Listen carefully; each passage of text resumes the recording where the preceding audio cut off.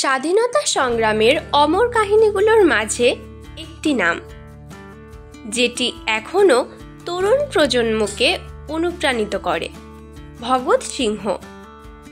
তিনি শুধু বন্দুকধারী নন, ছিলেন নাট্যকার, গোয়েন্দা, লেখক এবং একজন প্রতিষ্ঠিত কৌশলী। আজ আমরা জানব তার জীবনের সেই ধাপে ধাপে বিনির্মাণ, যা ইতিহাসে একটা অদ্ভুত শিখও রেখে গেছে। ভিডিওটি যদি ভালো লাগে তাহলে লাইক করুন, শেয়ার করুন এবং ছায়া ইতিহাসকে সাবস্ক্রাইব করতে ভুলবেন না।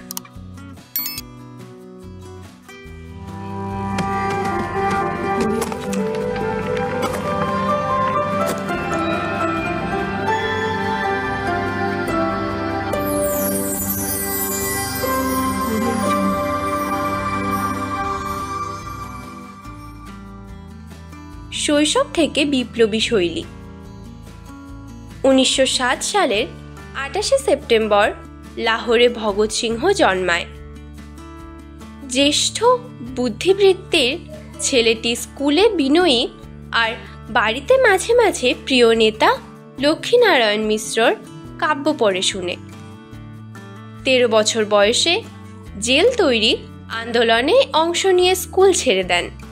তার শিক্ষায় পারিবারিক প্রভাব ছিল মহেভার, বাল্মীকি থিয়েটার ও নাট্যবিদ্যা। ভগৎ সিংহ একটি জঙ্গলের নাট্যদলে যোগ দেন, বাল্মীকি থিয়েটার। সেখানে সেজেছিলেন যথেষ্ট অ্যাক্টিং, মনোভঙ্গি, নাট্যলেখা, নিজের ভাবনাগুলোকে এক সৃজনশীল মাধ্যম হিসেবে প্রকাশ করেছিলেন। তার নাটকের রচনা ছিল ধ্বংস ও বিনাশ নয়, সত্য, আত্মত্যাগ ও আবেগের যুদ্ধ। তার গ্রেপ্তারের পরেও আন্তর্জাতিক চাপে জেল কর্তৃপক্ষ নিশ্চিত হয় যে তার মৃত্যুদণ্ড প্রয়োগ করা যাবে না। তার মতো যুবক এক জাতির প্রতীকী হয়ে উঠেছে।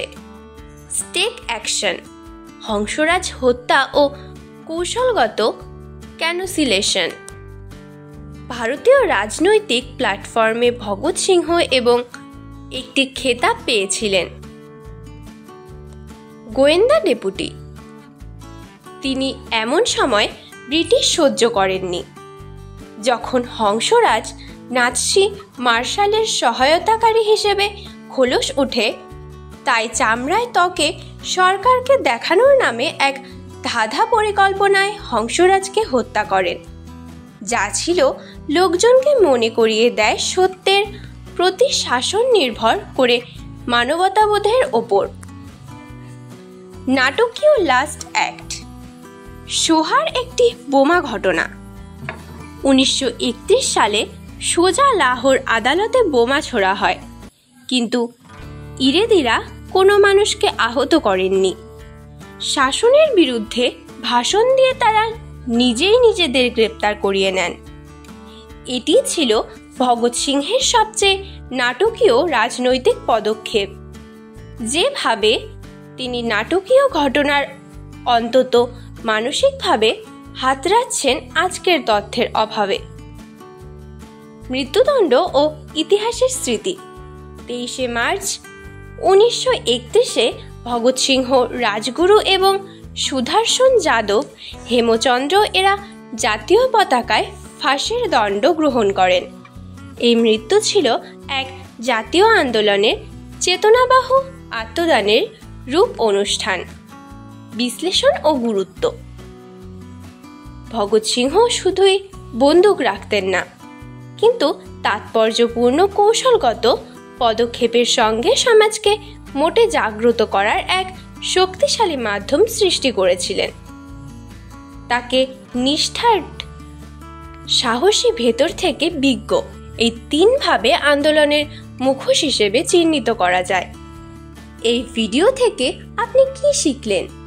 ভগৎ সিংহের জীবনে নাট্যশিল্প আর বিপ্লবী চেতনা মিলেছে কিভাবে? নিচে কমেন্ট করুন আপনার দৃষ্টিভঙ্গি জানাতে। ভিডিওটি লাইক দিন, আপনার বন্ধুদের সঙ্গে শেয়ার করুন, চ্যানেলটিকে সাবস্ক্রাইব করুন আমাদের সঙ্গে থাকলে ইতিহাস হয়ে ওঠে জীবন্ত।